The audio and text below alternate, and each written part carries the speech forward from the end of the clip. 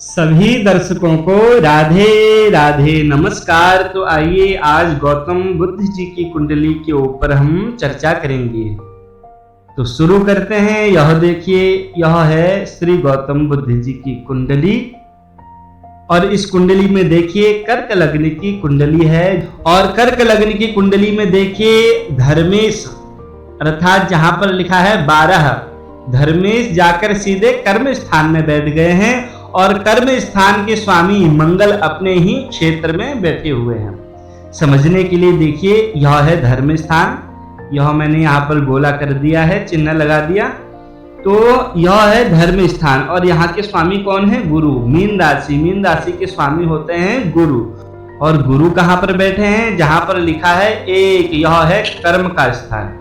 यह देखिए, यह कर्म स्थान है। यहाँ पर मेष राशि में गुरुदेव बैठे हुए हैं और साथ ही में उस राशि के जो स्वामी होते हैं वह होते हैं मंगल देव और वह अपने ही घर में बैठे हुए हैं। और साथ ही साथ स्वराशि के मंगल अपनी अष्टम दृष्टि से, पूर्ण दृष्टि से बुद्धि के क्षेत्र को देखते हैं। यह देखिए, यह है बुद्धि का स्थान जहां पर लिखा है 8, जहां पर गोला कर दिया मैंने। यह है बुद्धि का स्थान। तो मंगल देव को 3 दृष्टियां प्राप्त हैं। पहली दृष्टि, चौथी दृष्टि यहाँ से सीधे लग्न पर और उसके बाद 7वीं दृष्टि सीधे चंद्रदेव को देख रहे हैं, ये देखिए। और उसके बाद 8वीं दृष्टि, यह देखिए, यहाँ से सीधे यह देख रहे हैं बुद्धि के क्षेत्र को। यह इनका ही घर है क्योंकि मेष और वृश्चिक राशि के स्वामी मंगल देव ही होते हैं। तो अपनी पूर्ण दृष्टि से, 8वीं दृष्टि से मंगल देव अपने बुद्धि क्षेत्र को देख रहे हैं। और सूत्र कहता है कि यदि किसी जातक का भाग्येश राजेश मिलकर केंद्र में हो, केंद्र अर्थात यह भाव और यह भाव, यह भाव और यह भाव, जहां मैंने गोले कर दिए हैं, ये जो भाव है यह कहलाते हैं केंद्र। 1, 4, 7 और 10, ये जो 4 भाव होते हैं यह केंद्र कहलाता है। तो भाग्येश और कर्मेश मिलकर केंद्र में हो और बुद्धि स्थान का स्वामी उनसे संबंध कर रहा हो या अपने क्षेत्र में वह स्वयं बैठा हो अथवा अपने क्षेत्र को देख रहा हो या बुद्धि स्थान पर कोई बलवान ग्रह बैठा हो, तो ऐसा जातक बड़ा ही प्रतापी होता है, भाग्यवान होता है और बहुत ही बुद्धिमान ऐसा जातक होता है। तो इनकी कुंडली में यह सभी योग विद्यमान हैं। और दूसरी ओर देखिए कि लाभेश और सुखेश, लाभेश अर्थात यह वाला भाव जहां पर मैंने गोला कर दिया है, सुखेश अर्थात ये वाला भाव।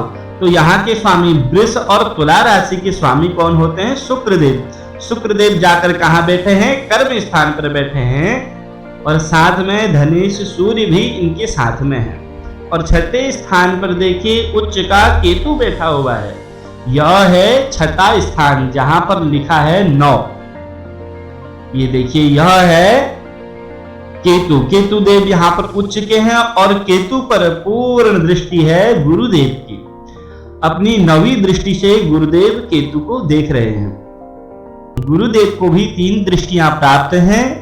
कौन कौन सी? पंचम दृष्टि, सप्तम दृष्टि और नवम दृष्टि। यह देखिए 3 दृष्टियां गुरुदेव को प्राप्त हैं। यह सभी योग एक महान प्रतापी पुरुष के होते हैं। ऐसा प्राणी संसार में अत्यधिक महत्वपूर्ण कार्य करने में समर्थ होता है।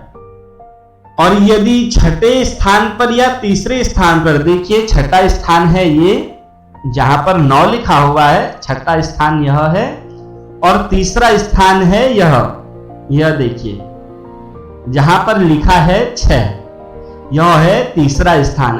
अब यहां पर कोई भी राशि हो सकती है लेकिन तीसरा स्थान इसको कहते हैं और छठा स्थान हो गया ये। तो यहां पर अगर उच्च के केतु हों और केतु पर गुरु की दृष्टि पड़ रही हो या फिर उससे युत हो, केतु और गुरु की यहां पर युति हो, उच्च के केतु, तो यहाँ पर देखिए छठे भाव में जैसे उच्च का केतु है तो गुरुदेव की वहां से 9वीं दृष्टि पड़ रही है। तो ऐसे ही अगर गुरुदेव मान लिया जाए कि तीसरे, जहां पर 3 लिखा हुआ है, तीसरी राशि लिखी हुई है, 12वां भाव, अगर यहाँ पर होते तो यहाँ से सप्तम दृष्टि उनकी सीधे केतु के ऊपर पड़ती। और पंचम दृष्टि यह देखिए, अगर यहाँ पर लिखा है 5, ये गोला कर दिया मैंने, यहाँ पर होते तो यहाँ से पंचम दृष्टि केतु के ऊपर पड़ती। तो इन स्थानों पर अगर गुरुदेव होते तो यहाँ से केतु के ऊपर पूर्ण दृष्टि उनकी पड़ती, या तृतीय भाव में किसी की कुंडली में उच्च के केतु हों तो यहाँ पर गुरुदेव या तो युत तो हो या उनकी पूर्ण दृष्टि हो। तो पूर्ण दृष्टि कब होगी? तो या तो गुरुदेव यहाँ हो मकर राशि में जहां पर लिखा है 10, यह गोला कर दिया मैंने, यहां से सीधे नवम दृष्टि उनकी केतु पर पड़ेगी तृतीय भाव पर, या फिर वह भाग्य स्थान में गुरुदेव हो तो भाग्य स्थान से सीधे सप्तम दृष्टि उनकी इस पर पड़ेगी, या फिर वह लाभ स्थान में हो, यहां से पंचम दृष्टि सीधे केतु के ऊपर उनकी पड़ेगी, तो यह पूर्ण दृष्टि उनके ऊपर पड़ेगी। तो इस प्रकार का योग यदि किसी की कुंडली में होता है, गुरु से युक्त या गुरु से दृष्ट उच्च के केतु होते हैं, तो वह किसी भी प्रकार से महान विजय प्राप्त करके उन्नति के शिखर पर अवश्य पहुंचता है। ऐसी विशेषता होती है इस योग की। और अब देखिए जन्म कुंडली में धर्मेश गुरु अर्थात यह 12, यह है धर्म भाव, यहाँ के स्वामी गुरु सीधे कर्म स्थान में बैठे हुए हैं, ये देखिए, और यहाँ से उनकी पूर्ण नवम दृष्टि है केतु के ऊपर। इसीलिए उन्होंने धर्म और अहिंसा में उन्नति प्राप्त की, क्योंकि उनके समय में संसार के अधिकांश प्राणी पशु बलिदान को ही भारी धर्म मानते थे। ऐसी अवस्था में उन्होंने संसार में भ्रमण करके अपने गरिमामय भाषण द्वारा लोगों को पशु हिंसा के मार्ग से विमुख किया।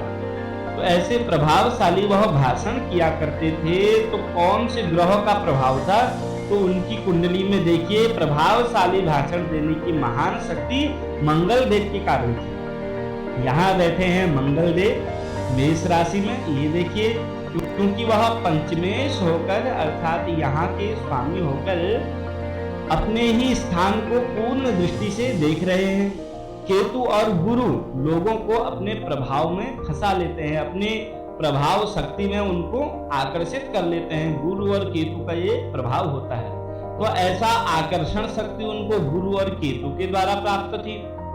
और साथ ही में गुरु, मंगल, सूर्य और शुक्र राज्य स्थान में एक साथ बैठे हुए हैं। और वहीं देखिए लग्नेश चंद्रमा के चौथे स्थान पर बैठने एवं चतुर्थेश शुक्र, ये देखिए शुक्र से दृष्ट संबंध होने के कारण वह शांति के अनन्य उपासक हुए। किंतु सप्तमेश और अष्टमेश अर्थात यहाँ के, ये देखिए यहाँ के स्वामी होते हैं शनिदेव, मकर और कुंभ के स्वामी होते हैं शनिदेव। तो नीच राशि का होकर 10वें स्थान में वह बैठे हुए हैं।